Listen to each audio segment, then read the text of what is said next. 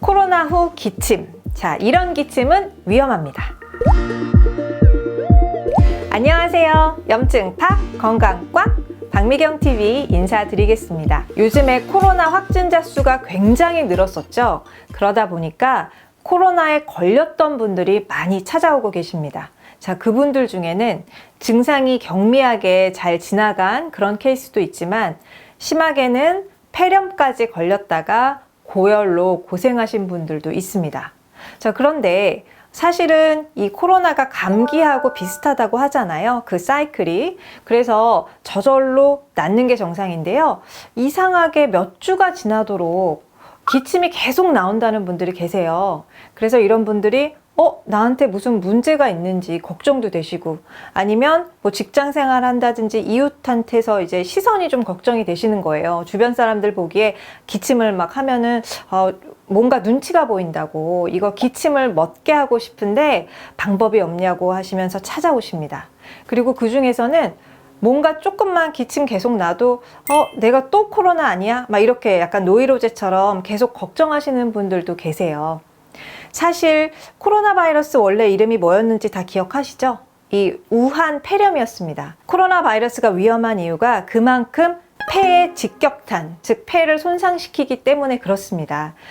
그만큼 이 코로나 바이러스가 훑고 지나갔을 때에는 우리 호흡기에 미치는 악영향이 크다고 볼 수가 있습니다. 그래서 코로나에 걸렸던 분들, 아무리 뭐 증상이 경미하던 심했던 간에 우리의 호흡기가 회복되는 데는 시간과 노력이 필요합니다. 자, 그런데 환자분들이 궁금해 하시는 게, 그러면은 얼마나 더 걸려요? 시간이 얼마나 필요해요? 이것도 궁금해 하시고, 제가 코로나 이후에 이 증상이 남아있는데 이 증상 걱정해야 되는 증상인가요? 치료해야 되는 증상인가요? 이런 질문을 많이 하시거든요.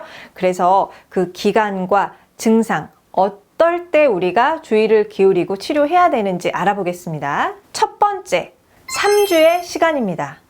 사실 코로나든 감기든 간에 그 3주는 급성 기침이 나오는 기간이에요. 그래서 이제 바이러스가 우리 상기도에 이제 침투를 해서 염증이 생기고, 그래서 분비물이 나오면서 기침을 하게 되는 그런 사이클이 있죠. 그래서 이제 기침하고 가래 배출하고 이러고 나면 3주가 지나면 건강한 사람이라면 기침이나 가래가 자연스럽게 줄어들면서 낫게 됩니다. 자, 그런데 3주가 지났는데도 여전히 기침이 줄지가 않는다라고 하면 걱정을 하셔야 돼요. 왜냐하면 3주까지가 급성 기침이고 그 뒤는 아급성 기침, 그리고 8주가 지나면 아예 만성 기침으로 분류를 하거든요. 그래서 3주가 지났는데도 콜록콜록 하신다면 만성 기침으로 쭉 이어질 수 있기 때문에 적극적인 염증 치료가 필요합니다. 두 번째, 호흡 곤란입니다. 자, 호흡 곤란이 여러분들 생각하시는 것처럼 산소 포화도가 막 떨어지고 숨을 못 쉬겠고 답답하고 이것만 호흡 곤란이 아니에요. 증상을 알려드릴게요. 그러니까 숨을 쉬는데 뭔가 여기 이제 근육들, 목의 근육들, 어깨 근육들이 드러나면서 들썩들썩 거린다든지, 아니면 자꾸만 나도 모르게 한숨을 쉬게 된다든지, 아니면 극심한 피로감도 호흡이 잘 안 되는 증상입니다. 자, 그래서 예를 들면은 뭐 주부님들이 설거지를 잠깐만 했는데도 너무 피곤하다. 아니면 이제 집 밖으로 뭐 슈퍼만 갔다 왔는데도 너무 숨이 차고 피곤하다. 이렇게 느끼신다면 폐의 기능이 아직 회복되지 않은 것이기 때문에 염증 치료를 받으셔야 됩니다. 자, 그리고 호흡기 쪽에 기저질환이 있으신 분들이 있습니다. 예를 들어서 천식, 기관지 확장증, 뭐 폐기종이라든지 담배를 오래 피우셨다든지 이런 분들일수록 더 조심하셔야 되고, 또 3주 급성 기침 하던 기간 동안 뭔가 주먹만한 노란 가래를 울컥울컥 뱉으셨던 분들도 계시고, 똑같이 걸렸는데 나만 굉장히 고열이 심하게 났다. 자, 이런 분들은 폐에 염증이 남아서 호흡 기능이 떨어지는 분들이 많아요. 그래서 이런 분들은 약해진 폐를 정상화시키는 치료가 반드시 필요합니다.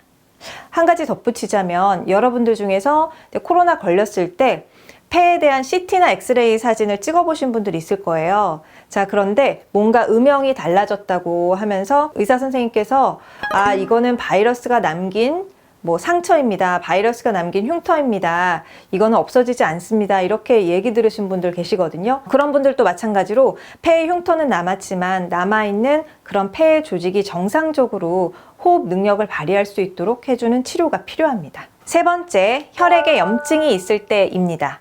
자, 코로나 걸렸을 때 갑자기 왜 혈압이나 혈당이 조절이 안 되기 시작하는 분들이 계세요. 그래서 제가 혈압약도 안 먹고 당뇨약도 안 먹었는데 이번에 코로나 걸리고 나서는 약을 처방받아 먹고 있어요. 이렇게 말씀하시는 분들 계시고요.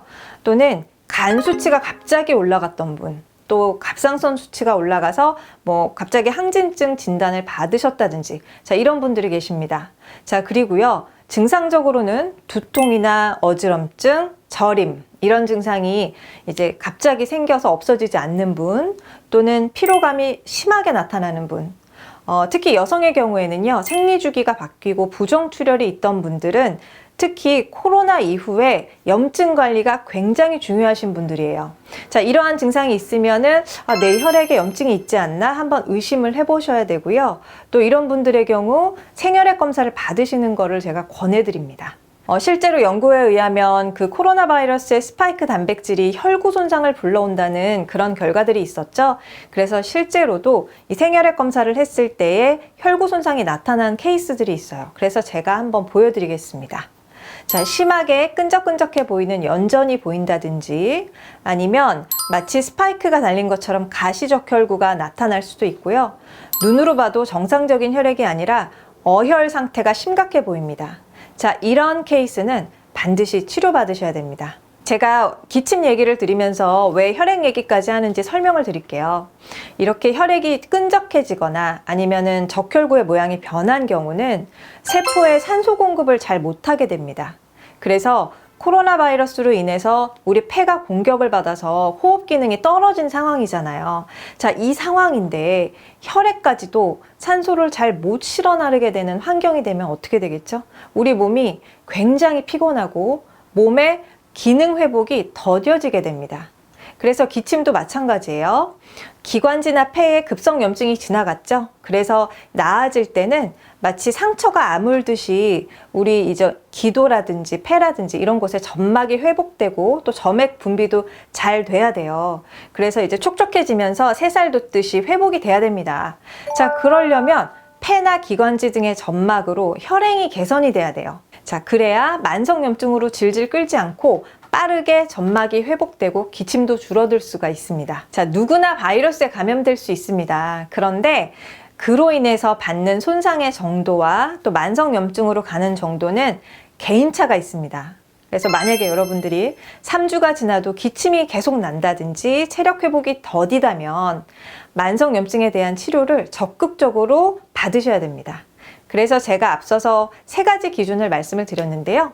이 기준에 부합되는 분들은 꼭 한약으로 만성염증을 다스리는 치료를 받으시기 바랍니다. 사실 우리가 급성염증기일 때는 병원이나 약국에서 쓰는 소염제, 진해거담제 이런 것들 쓰면서 급한 증상을 억누를 수가 있어요. 하지만 3주가 지났을 때, 자, 이렇게 만성염증으로 갈 때에는요, 이러한 약들을 지속해서 쓰는 것이 우리의 회복에 도움이 되지를 않습니다. 그 이유를 말씀드리면 기침약으로 기침을 억제하면 폐 속에 있는 분비물, 가래를 배출하는 데 방해를 받을 수 있고요. 그리고 항히스타민제 같은 약물을 썼을 때에는 점막이 건조해지기 때문에 더 자극받아서 기침이 날 수가 있고 또 기침을 하면 스크래치가 나죠. 상처가 나기 때문에 또 회복이 더뎌지고 이런 악순환이 있습니다. 그래서 여러분 코로나 이후에 내가 건강을 좀 회복하고 싶다면 가까운 한의원을 찾으셔서 내 몸을 다스리고 또 회복시키는 한약 치료를 꼭 받으시기 바라겠습니다. 자, 그리고 이제 코로나로 치료받으시는 분들 중에서 이런 의문 가져보셨을 거예요. 내가 코로나인데 왜 감기약을 주시지? 이런 질문이 생기시잖아요. 예를 들면은 소염제, 진해제, 거담제 이렇게 쓰는 약이 똑같거든요. 그 말인 즉슨 코로나 바이러스 자체를 잡는 약이 아니라 증상을 완화시키는 겁니다. 그래서 덜 괴롭게 잘 지나가자라는 뜻인데요. 코로나 바이러스를 이기는데 제일 중요한 것은 나의 체력과 면역력이라고 볼 수가 있거든요. 그래서 근본적으로 내 체력을 끌어올리고 또 이러한 외부의 바이러스에 저항할 수 있는 힘을 키우는 치료가 필요합니다. 오늘 영상이 도움이 되셨다면 구독, 좋아요, 알림 설정까지 부탁드릴게요. 감사합니다. 건강하세요.